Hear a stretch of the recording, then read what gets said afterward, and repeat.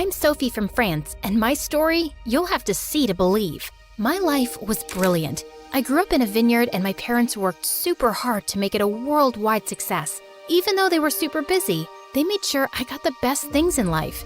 I've just bought you a pony. You can take him out on rides around the property. Do you want to get a puppy too? We were super rich, but I didn't care about that. I was homeschooled to take over the family business, but I spent most of my time going on adventures with my best friend Luke.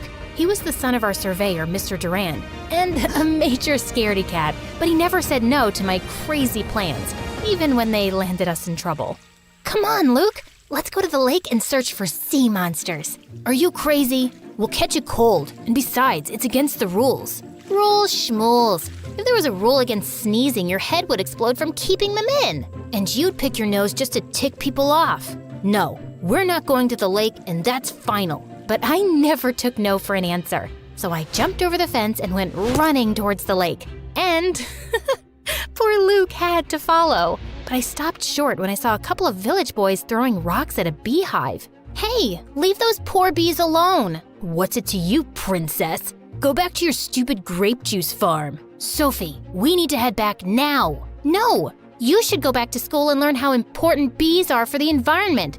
What, Luke? Those aren't bees, Sophie. They're hornets. Just then, a rock tore through the nest, and all the hornets flew out, and they were pissed. But instead of going after the village brats, they attacked Luke and me. We ran for our lives, but we got stung so much that by the time we got home, our faces resembled beach balls, and it hurt. And Luke went ballistic. I told you we shouldn't go. You never listen to me. I'm sick and tired of being your babysitter. Babysitter? The stings really mess with your head. I'm your friend. Friends listen to each other. You're not my friend. Your parents hired me to keep you out of trouble. Luke, stop it. We're honored to serve in any capacity. You might be, but I'm not. She's a reckless maniac. I'm sick of getting hurt because of her. I quit. Mom, what's going on? Sweetie, you're an adventurer, and we didn't want to hold you back. And Luke was the perfect balance to your hyper-personality. So, we paid him to keep you safe. We were only doing what was best for you. You think this is best for me? My entire relationship was a lie. What else have you been lying about? Are you two even my parents or is someone paying you too? I stormed off to my room and didn't speak to anyone for days. Luke left for the city without saying goodbye, and I felt humiliated that I was such a loser. No one would be my friend if I wasn't rich. Mom and Dad arranged playdates with other kids, but it wasn't the same. Every day I missed Luke, and every day I hated him more. But things at the vineyard got worse. Our wine sales went down, and then a freak storm destroyed more than half the vineyard. We had nothing left, and the bank seized the family estate. Suddenly, we were homeless. Don't worry, darling. As long as we're together, we'll be fine. The Durands have invited us to stay with them for a while. Stay with Luke? But he hates us. Beggars can't be choosers, love. And it's been years. I'm sure he's over all that. It'll be cramped in their small house, but it's temporary. But my jaw nearly fell to the floor when I saw their house. It was a mansion with fountains in the garden. Mr. and Mrs. Durand had made a fortune by making the right investments and were super nice. But Luke, I had to blink hard because I couldn't believe how handsome he'd become. His eyes were still as green as I remembered, and the small dimple still appeared near his lips when he smiled. Suddenly, he reached out and touched my hair. You've still got bugs in your hair. Oh, thanks. I didn't know it was there. I guess I'm a real bug magnet. Yeah, you always did attract the creepy crawlers. That was weird, but at least he wasn't angry or rude. After lunch, I was strolling around trying to let out a quiet burp when suddenly I slipped and fell in the pool. Strong arms pulled me out of the water, and I was face to face with Luke. And to my complete humiliation, I burped in his face like a bullfrog. I thought you had changed, but I still have to save you from yourself. And I'm sick of it. Hey, it was an accident. Once a troublemaker, always a troublemaker. Mom, you better hide the good plates or she'll break them in a freak accident. Luke, that's enough. Whatever. I have homework to do anyway. Mr. and Mrs. Durand apologized for Luke's behavior, but I didn't want to be a burden. I spent the night thinking of several business plans to get us back on our feet, but we just didn't have the money. A week later, I was waiting at the bus stop when suddenly a sports car raced by me, drenching me with muddy water. Hey, watch where you're going.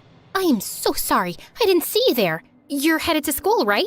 Let me give you a ride and we can get you cleaned up. My name is Bella and I'm kind of a big deal there. You should stick with me because you're obviously new and don't mind me saying so, but you look like you got dressed in the dark. I just moved here from the village. OMG! Love that for you. I've always been a city girl. Last year when we went to my family's, Bella talked non-stop till we got to the school, and by the time we were sitting in first period, I knew her entire life story. She was an only child, her mom and dad were rich politicians, and she loved corgis. They have the cutest, flappable butts. I've wanted one for so long, but my parents say I'm too irresponsible, and my boyfriend is super scared of dogs, and OMG, there he is! Babe, come meet my new bestie! Oh wait, I totally forgot to ask your name. It's Sophie? Whoa, did you just read her mind, Luke? I didn't know you had super normal powers. No, I know her. She's the family friend I told you about. The reckless one.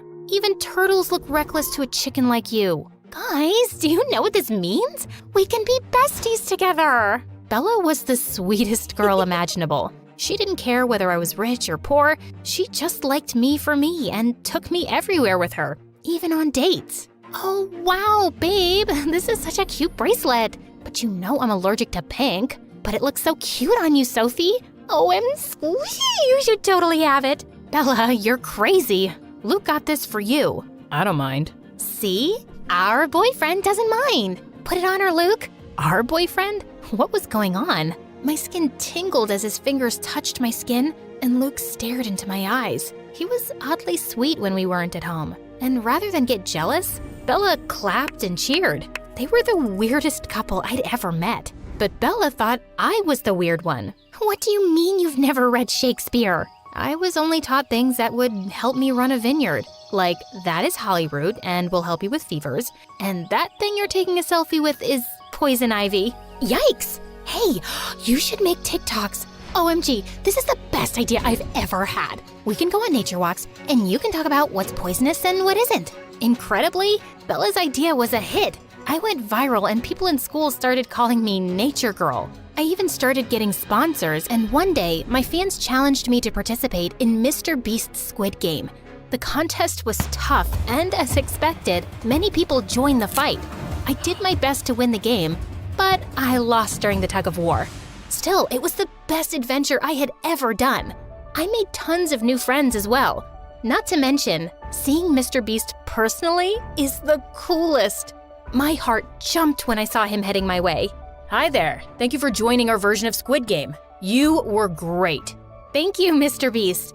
We all had a blast, even though we lost. Just being part of your content alone is an experience of a lifetime. Well, making people happy is what my content is all about. I'm glad you had fun. I really did, and it's been quite a long while since I had fun like this. Really? Why is that? Well, sometimes life could get rough all of a sudden. Things happen without warning. That is so true, but no matter what, never stop walking the road to happiness. Never forget the quote, "A journey of 1,000 miles begins with a single step." I felt my eyes sting as MrBeast gave me a hug. And just like what MrBeast said, I never stopped walking the road to happiness. I kept on seeking adventure, teaching my fans about plants through TikTok. Bella supported me 100%.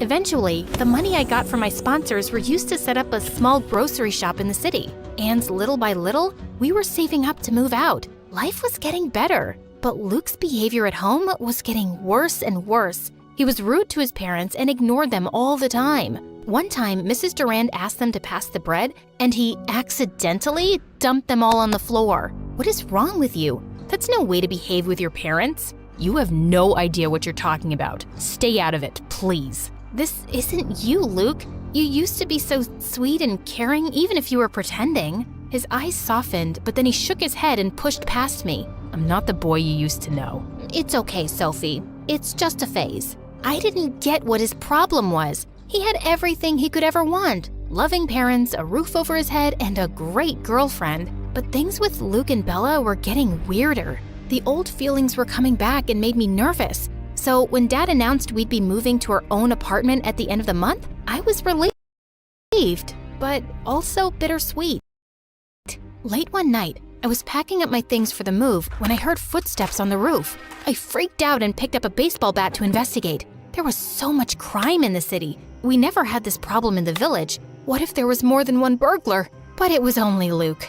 You scared the farts right out of me. Oh, great. Just what I need. A damsel in distress. I'm the one holding the bat, smart Alec, and I was always the brave one while you were scared of your own shadow. I sure was a coward back then. Remember that time you couldn't sleep and you made me push all those sheep from a fence so you could count them? They were goats, and Farmer Jack was so mad. He made us shovel horse poop for weeks. You have to admit, it was fun pretending to be my friend.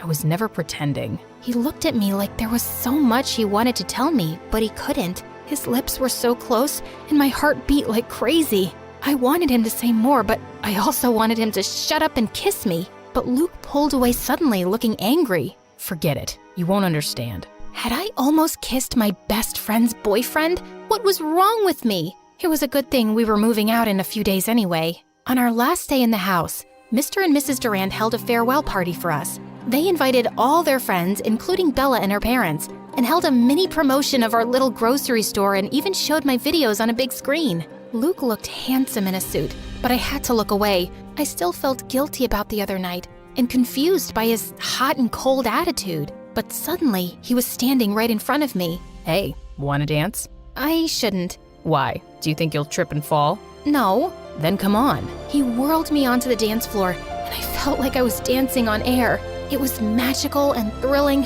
Then his lips came close, and all the voices in my head fell